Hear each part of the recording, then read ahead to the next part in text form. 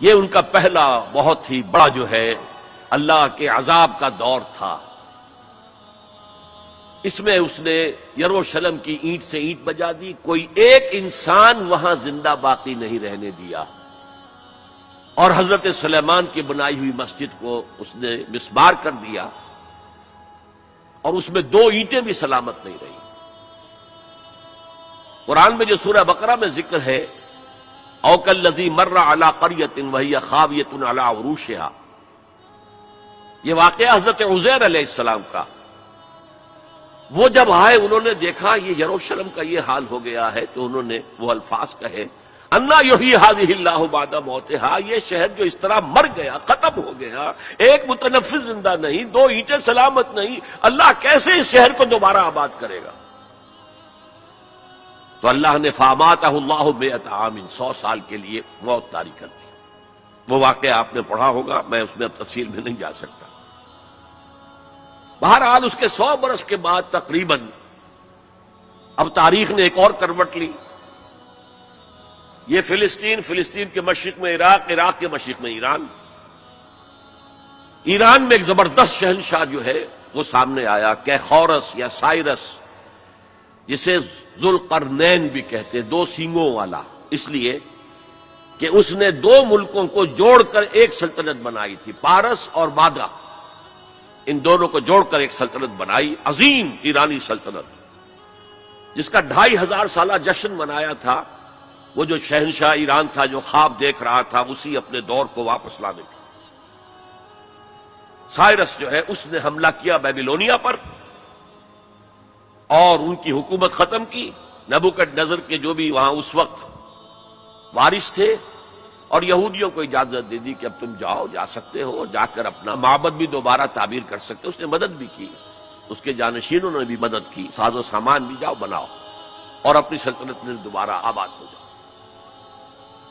اس وقت حضرت عزیر علیہ السلام کی دعوت توبہ کی بنا، توبہ کرو، توبہ کرو، توبہ کرو، ریپینٹ ریپینٹ ریپینٹ، اصلاح کرو اپنے اعمال کی، اپنے عقائد کی۔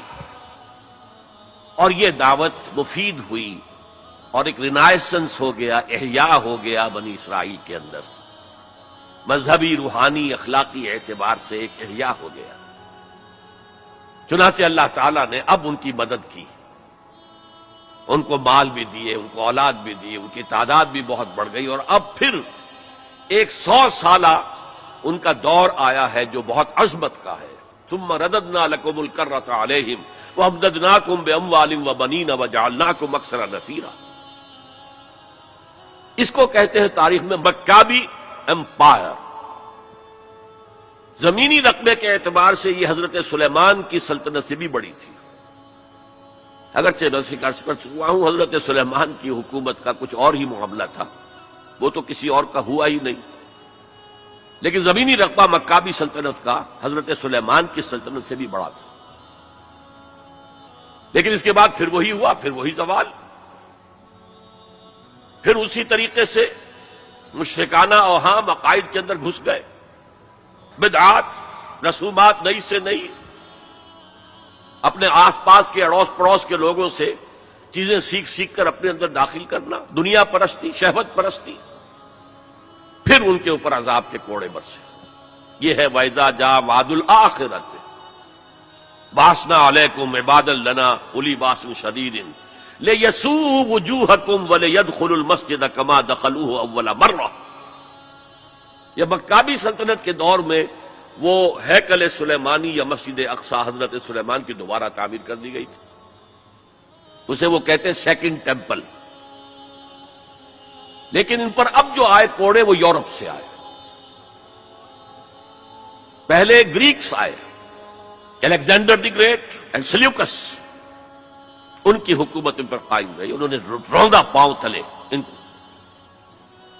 پھر رومنز آ گئے، رومنز نے فتح کیا علاقہ، انہوں نے اس طرح کا نظام قائم کیا، براہ راست حکومت اپنی نہیں رکھی جیسے ہمارے ہاں ہوتا تھا انگریز کے دور میں، راجواڑے اور نوابوں کا علاقہ، نواب بیٹھے ہوئے لیکن اوپر ریزیڈنٹ ایک بیٹھا ہوا ہے، اصل پالیسی اس کے ہاتھ میں ہوتی تھی، اصل میں تو انگریز کی حکومت تھی، لیکن دکھاوے کے لیے راجہ، مہاراجہ اور نواب تھے۔ اس طرح وہ یہودی حکومت انہوں نے خليل بالقرآن هو إمامنا على هداية الله